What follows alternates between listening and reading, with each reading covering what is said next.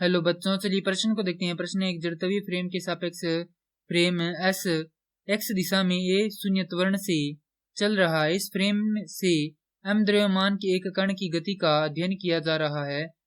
इस फ्रेम में कण पर लिए जाने वाले विकल्प दिए गए हैं। हमें बताने की कौन सा विकल्प सही है। तो विकल्प ए है अपकेंद्र बल का मान 0 है, विकल्प बी है कोरियोलिस बल का मान 0 है, विकल्प सी है कुल छदम बल का मान 0 है और विकल्प डी है कुल छदम बल की दिशा ऋणात्मक एक्स दिशा की ओर है। तो प्रश्न को आगे हल करें उससे पहले जो प्रश्न की मुख्य अवधारणा है उस पर विचार करते हैं। तो इस प्रश्न के लिए जो मुख्य अवधारणा है वह हो जाएगी छदम बल, अर्थात हम यहाँ पर यह देखेंगे कि छदम बल क्या होता है। तो यहाँ पर लिखेंगे छदम बल, तो वह आभासी बल जो सभी द्रव्यमानों पर किसी अन्य अजड़त्वीय फ्रेम के सापेक्ष लगता हो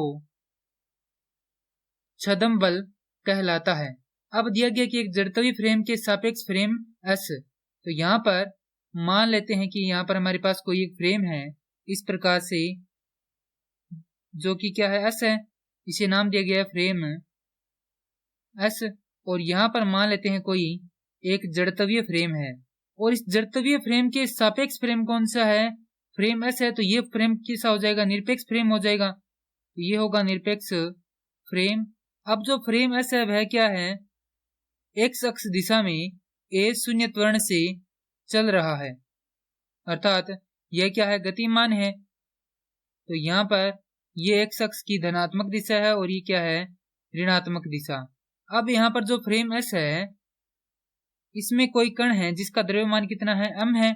तो जो जड़त्वीय फ्रेम है उसमें बैठा व्यक्ति यदि इस कण को देखता है तो वह पाता है कि ये जो कण है इस पर कोई बल एक्स अक्ष की विपरीत दिशा में अर्थात ऋणात्मक दिशा में m ए शून्य त्वरण से कार्यरत है।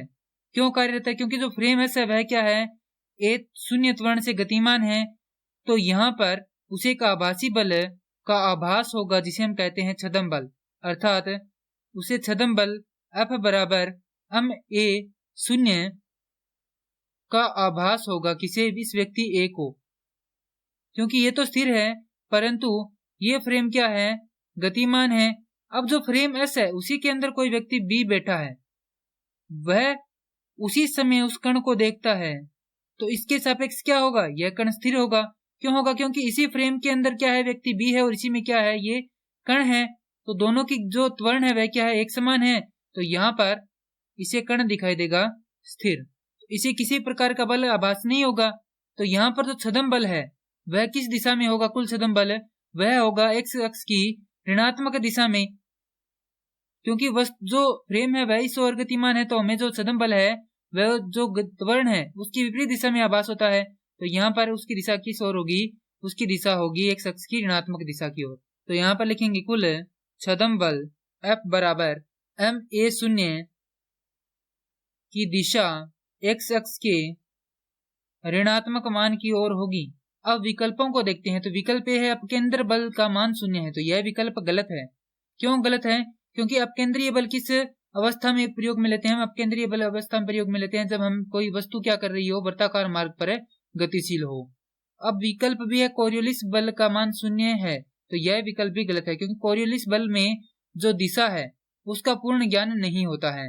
उसके बाद है विकल्प सी कुल छदम बल का मान 0 है, तो यह विकल्प क्या है, गलत है, क्योंकि छदम बल का मान कितना है, अब बराबर m ए 0 है। अब कुल छदम बल की दिशा ऋणात्मक अक्ष की दिशा की ओर है, तो यह विकल्प क्या होगा, इस प्रश्न के लिए सही होगा। तो हमारे प्रश्न का सही उत्तर हो जाएगा विकल्प डी। मैं आशा करता हूं कि यह प्रश्न आपको समझ में आया होगा। धन्यवाद।